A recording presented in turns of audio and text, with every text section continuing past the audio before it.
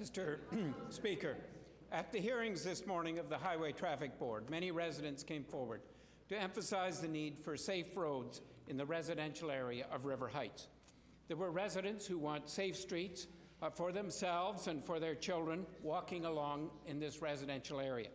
There were cyclists who want safe streets to cycle along in this residential area.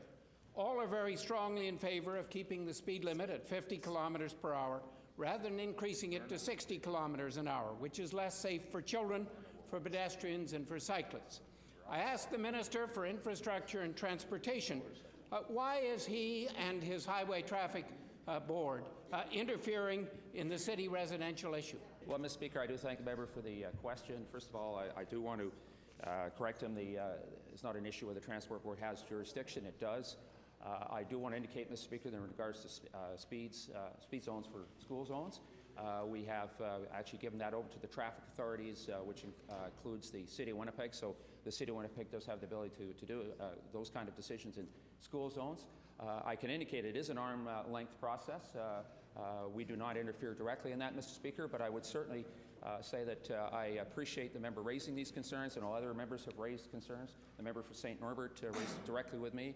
Mr. Speaker, I know a number of city councillors are, and I would certainly encourage people to be part of that process. And I can indicate that the priority for this government is having safe operation of our highway systems. One of the reasons we are decreasing speeds in schools. Order, please. Mr. Speaker, that is exactly my point. Only a few months ago, the minister was talking about the need to decrease speeds where there were schools. There are schools along these roads in Grant and Corden. Right beside these roads, there have been near misses and near accidents. And now he and his Highway Traffic Board are coming in and saying, we want to look at raising the speed from 50 kilometers an hour up to 60 kilometers an hour.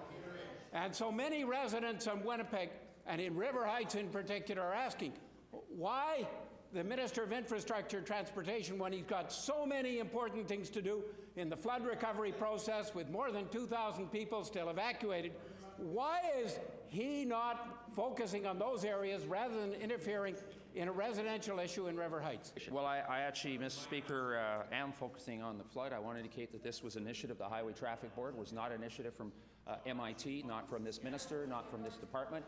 There is a hearing process, and I think and I don't always, Mr. Speaker, say this, but I think the members raised some important points for consideration by the Motor Transport Board. And just as I did earlier with a discussion with a member from St. Norbert, who's got similar concerns about a proposal to raise the speed limit in St. Norbert from 50 to 60 in the farmers market area, where there are school children and there's a play area in place, Mr. Speaker. I would encourage the member to raise those concerns with the Motor Transport Board.